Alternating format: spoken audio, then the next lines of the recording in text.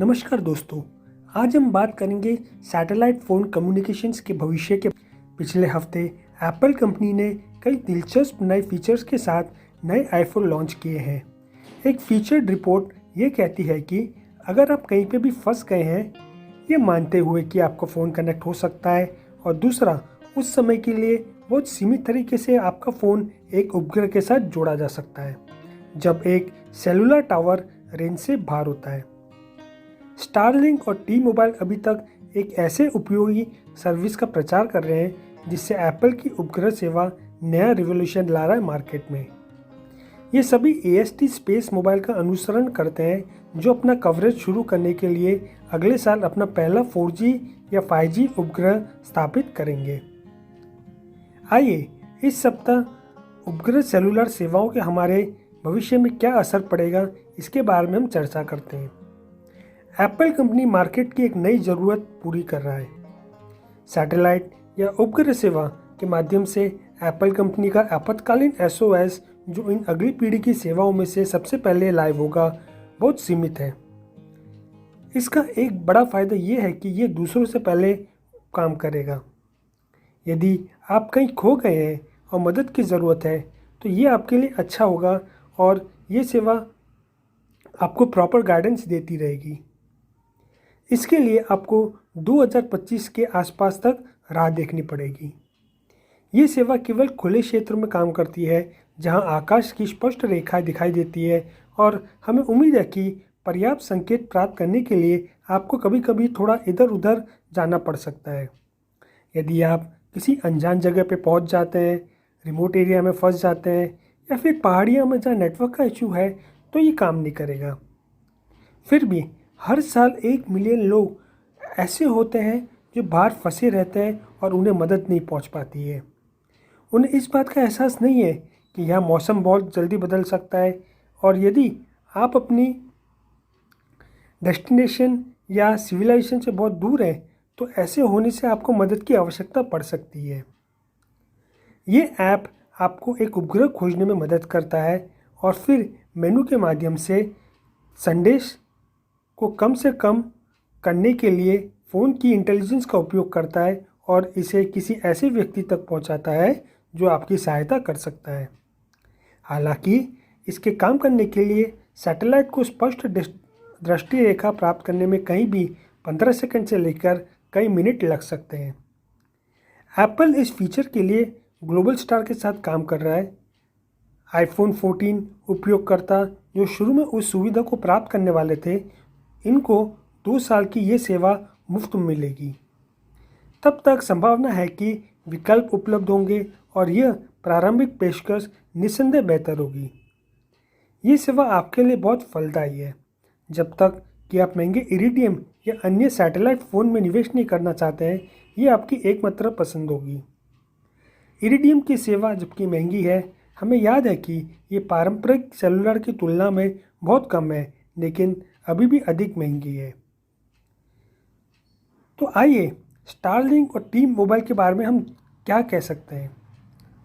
ऐसा कहा जाता है कि स्टारलिंक सैटेलाइट को टेलीफोन सॉल्यूशंस में बदलने का विचार दिलचस्प रखता है।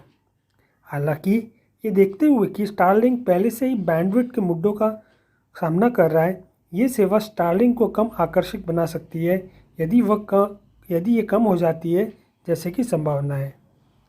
फिर भी SpaceX वर्तमान में सेवा में सबसे सस्ता लॉन्च प्लेटफॉर्म है, आश्चर्यजनक रूप से विश्वसनीय है, और अधिकांश स्टारलिंक समीक्षाओं प्रभावशाली रूप से सकारात्मक रही है।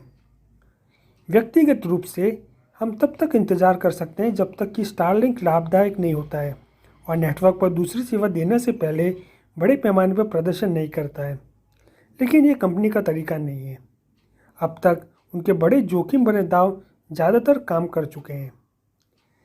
सर्विस शुरू में एप्पल के सैटेलाइट की पेशकश की तुलना में अधिक सक्षम होगी, लेकिन सही सेलुलर नहीं होगी, और इसके लिए स्टारलिंक सैटेलाइट को अपग्रेड करने की आवश्यकता होगी। इस सेवा का नया संस्करण 2023 के अंत में आने की चर्चा है।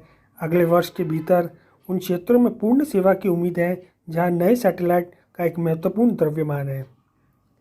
यदि ये महत्वपूर्ण द्रव्यमान तक नहीं पहुंचता है तो टी मोबाइल और स्टारलिंक उपग्रह आधारित स्मार्टफोन समाधान के साथ सबसे पहले सफल होने की दिलचस्प स्थिति में है। अब AST स्पेस मोबाइल क्या है? AST स्पेस मोबाइल जो 2023 में अपने लो अर्थ सैटेलाइट को लॉन्च करने के लिए तैयार है और उसने विभिन्न कंपनियों के साथ साझेदारी की है जो दुनिया भर में प्रारंभिक कवरेज के लिए एक मजबूत मार्ग प्रदान करती है। 2025 के अंत से पहले कोई बड़ा बाजार बदलाव या बड़े पैमाने पर बेहतर प्रतिस्पर्धी तकनीक के उद्भव को मानते हुए क्रिटिकल मास तक पहुंचने के लिए उन्हें 45 से 65 सैटेलाइट की आवश्यकता होगी। कंपनी ने 2400 पेटेंट के साथ खड़ी हुई है और एक बार क्रिटिकल मास प्राप्त करने के बाद उसे अच्छा 4G या 5G कवरेज प्रदान करने में सक्षम होना चाहिए। सेवा को उन क्षेत्रों के लिए अंतर्राष्ट्रीय यात्रा या ऑन प्लेन सेवा की तरह माना जाएगा जहां सेलुलर विकल्प है, इसीलिए आपका फ़ोन काम करेगा जहां ये वर्तमान में नहीं है, या उन लोगों के लिए प्राथमिक फ़ोन सेवा के रूप में जो सेलुलर कवरेज क्षेत्रों से बाहर है, जैसे दूरस्थ भूमि या समुद्र स्थान। ये निश्चित रूप से उन क्षेत्रों में काम करने वालों के लिए उपयोगी होगा जैसे कि जहाज़ के किनारे, और अधिकांश रेडियो समाधानों में सुधार होगा जहां या तो कोई सेलुलर सेवा नहीं है या जहां सेलुलर सेवा बाधित हो गई है।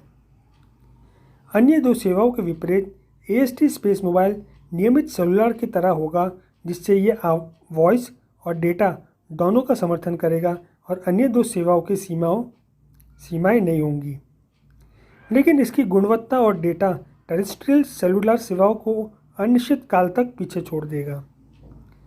इस सेवा को विमानों पर भी काम करना चाहिए और जो आपको वर्तमान में हवाई जहाज़ पर मिलता है उससे बेहतर होना चाहिए। ये वॉइस और डेटा दोनों का समर्थन करेगा, जबकि विमान वर्तमान में केवल डेटा का समर्थन करते हैं।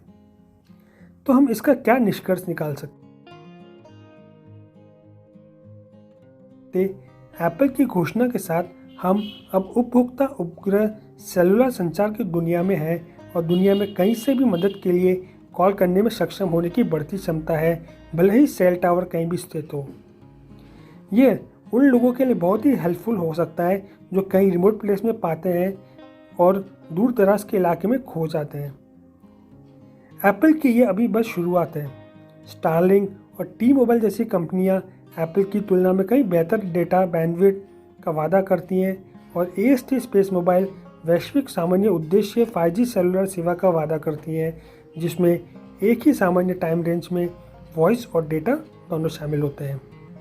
तो ये थी हमारी पेशकश सैटेलाइट फ़ोन कम्युनिकेशंस के भविष्य के बारे में। अगर आप इसे पसंद करते हैं तो सब्सक्राइब कीजिए हमारे चैनल को और नई वीडियोस पाते रहिए। धन्यवाद।